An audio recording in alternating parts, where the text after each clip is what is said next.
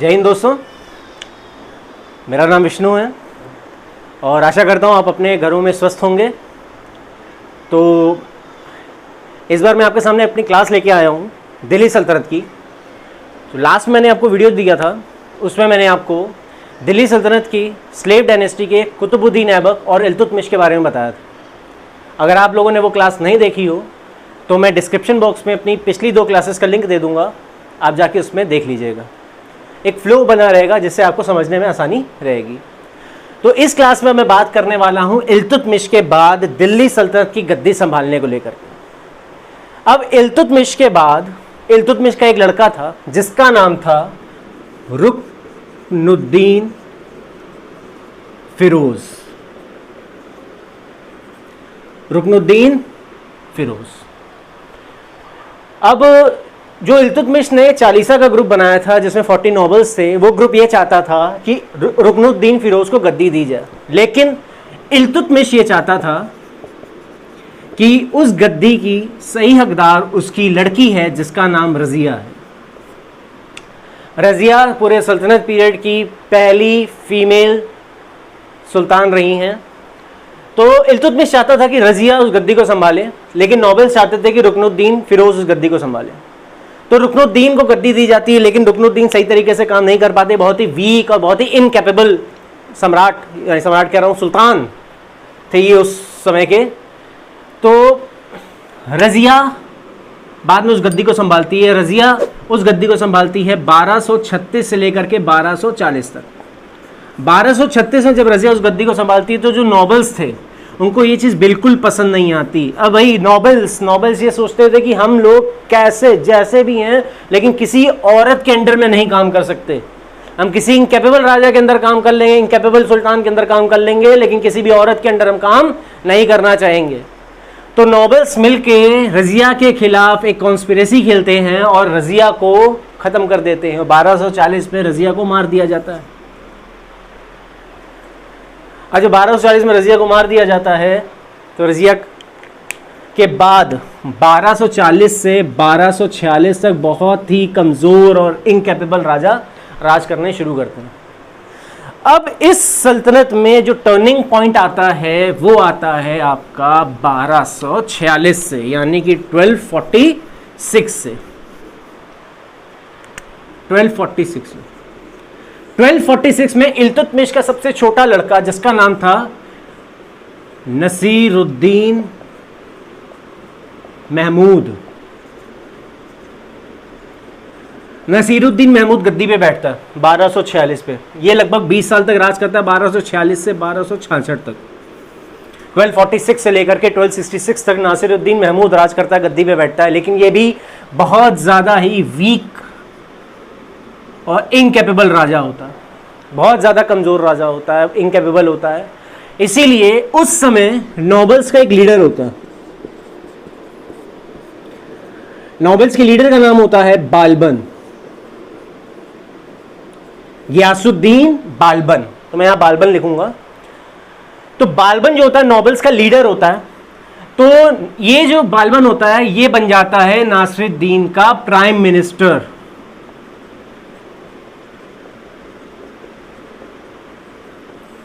Prime minister बनने के बाद अब सिर्फ और सिर्फ नाम का राजा, नाम का सुल्तान रह जाता है ये नासिरुद्दीन महमूद उसके, लेकिन पूरी बागडोर जो राज्य की होती है वो होती है बालबन के हाथों में। तो 20 साल तक, 20 इयर्स तक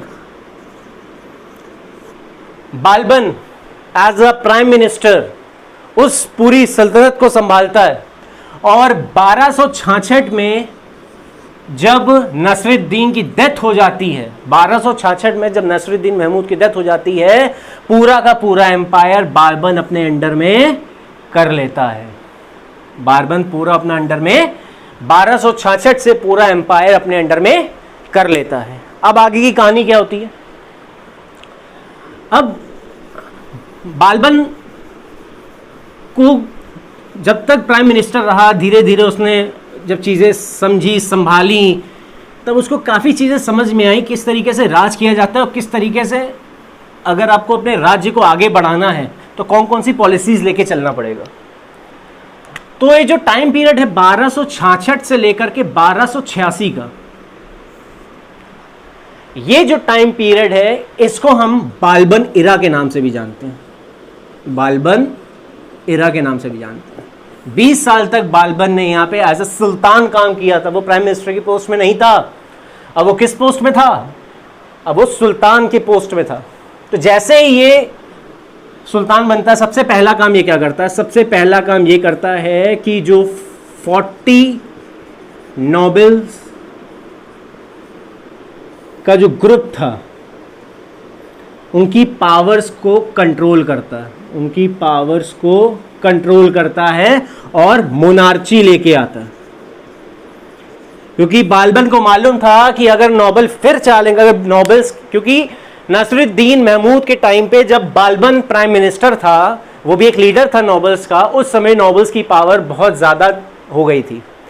वो कभी भी चाहते किसी को भी राजा बना, सुल्तान बना देते, कभी भी चाहते उसको उस गद्दी से हटा देते। तो बाल्बन को समझ में आ गया अगर मेरे को राज करना है अच्छा खासा दिल्ली की सल्तनत पे, तो मेरे को इस 40 जो नोबेल्स का जो ग्रुप है 40 जिसको हम चालीसा बोलते हैं, उसकी पावर्स को कम करना पड़ेगा। तो इसने सबसे पहला काम क्या किया कि जो 40 नोबेल का जो ग्रुप था उसकी पावर्स को क्या कर दिया? कम कर दिया। तो जैसा मैंने आपको बताया कि सबसे पहला काम बाल्बन ने ये किया कि नोबेल्स की पावर को कंट्रोल में कर लिया और मोनार्ची को और ज़्यादा पावरफुल कर लिया। अब वहाँ पे सुल्तान का ही राज चलेगा, नोबेल्स का हस्तक्षेप बर्दाश्त नहीं किया जाएगा। और इवन बाल्बन ने अपने जहाँ वो बैठता था, जो उसका दरबार था, वहाँ पे बहुत ज़्यादा ही स्ट्रिक्ट डिसिप्लिन को फॉलो करना शुरू कर दिया। इसके साथ साथ बाल्बन ने पर्शियन कस्टम्स लेके आया, सजदा और पैबोज। इसमें घुटने के बल बैठ करके, सर झुका करके आपको राजा का अभिनंदन करना होता था, आपको सुल्तान का अभिनंदन करना होता था। इस तरीके का ये कस्टम्स लेके आया पर्शियन।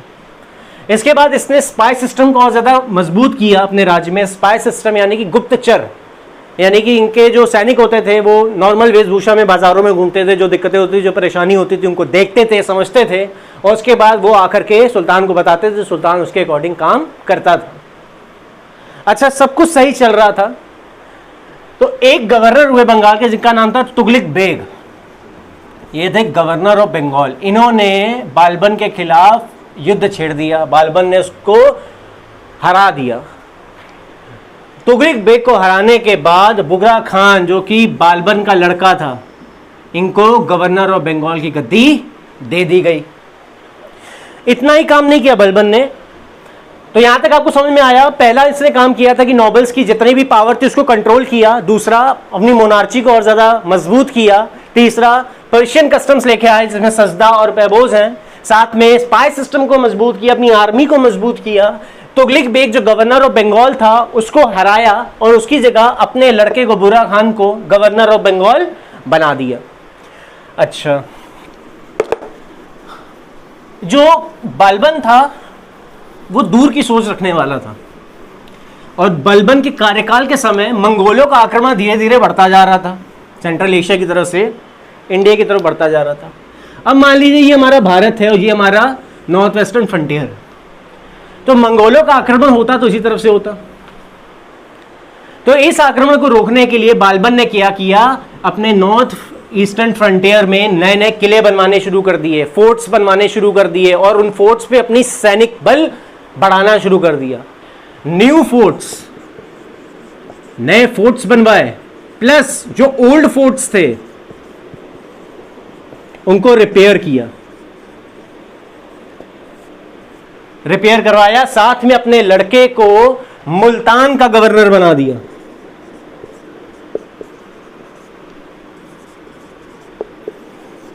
जो कि वहां की देखरेख करता था। तो उसको मालूम था कि अगर मंगोल सैनिक भारत तक पहुंचते हैं, अगर मंगोल भारत में आक्रमण करते हैं तो ये हमारे लिए बहुत ही मुश्किल की घड़ी हो जाएगी और बाल्बन ये बिल्कुल भी नहीं चाहता था। तो ये सारे काम बाल्बन ने अपने कार्यकाल में किए। अब बाल्बन ऐसा शासक था, पूरे मेडिवल हिस्ट्री में बाल्बन ने जैसा सल्तनत, मेडिवल हिस्ट्री के सल्तनत पीरियड में बाल्बन ने जिस तरीके का काम किया था वो बहुत ही ज्यादा सराहनीय था। बाल्बन ने अपने पूरे के पूरे राज्य में बहुत ही ज्यादा पीस, बहुत ही शांति बना के रखी हुई थी, जिसकी वजह से लोग बहुत ज्यादा इंटरेस्टेड होने लगे, आगे बढ़ चढ़ के एग्रीकल्चर और ट्रेड में हिस्सा लेने लगे। एग्रीकल्चर और ट्रेड में हिस्सा लेने लगे। धीरे धीरे एग्रीकल्चर बढ़ने लगा, ट्रेड बढ़ने लगा। बहुत अच्छा राज्य चला बालबन का। 1286 आते आते बालबन की मृत्यु हो गई। बालबन एरा यहां पे समाप्त हो गया 1286 में। 1286 में जो बालबन था वो खत्म हुआ, बालबन की मृत्यु हुई और बालबन एरा यहाँ पे समाप्त हो गया। इसके बाद 1286 के बाद बहुत सारे बहुत ही वीक और इनकॉम्पिटेंट रूलर्स जो थे वो राज्य किया करने लगे, सही तरीके से राज नहीं हो पाता था। तो लास्ट में 1290 में बालबन का ग्रैंडसन था, बालबन का पोता था,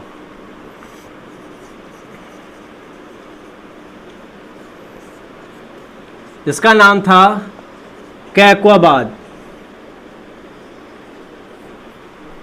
इस ग्रैंडसन का मर्डर कर दिया गया, मार दिया गया, मर्डर कर दिया गया, मार दिया गया। और उसके मर्डर के साथ ही 1290 में जो स्लेव डायनेस्टी थी वो पूरी तरीके से खत्म हो गई और ये डायनेस्टी चली गई खिलजी के हाथों में। और जो खिलजी डायनेस्टी को स्टैब्लिश किया उनका नाम था जलालुद्दीन खिलजी। अब नेक्स्ट क्लास जो मेरी आएगी उसमें मैं आप लोगों को खिलजी डायनेस्टी के बारे में बताऊंगा, जलालुद्दीन खिलजी के बारे में बताऊंगा, अलाउद्दीन खिलजी के बारे में बताऊंगा। आप लोगों ने मूवी देखी होगी, कौन सी मूवी थी? पद्मावत, जिसमें अलाउद्दीन खिलजी के बारे में बताया गया है वो किस तरीके का सुल्तान था, किस तरीके से उसने राज किया। चित्तौड़ जिसमें आक्रमण किया था रानी पद्मावती के महल की तरफ। तो वो सारी कहानी मैं आपको नेक्स्ट वीडियो पे बताऊंगा। आई होप आप लोगों को यहाँ तक जो मैंने समझाया आपको समझ में आया होगा। मैं लिंक में डिस्क्रिप्शन दे दूंगा अपने सारे पार्ट्स के, आप एक एक करके सारे पार्ट्स देखिए ताकि आपको एक फ्लुएंसी में सारी चीज़ें समझ में आती रहें। और अगर आपको ये वीडियो समझ में आई हो तो प्लीज़ मेरे चैनल को लाइक करिए, सब्सक्राइब करिए और जिनको इसकी बहुत ज़्यादा ज़रूरत है उनके तक शेयर करिए। Thank you.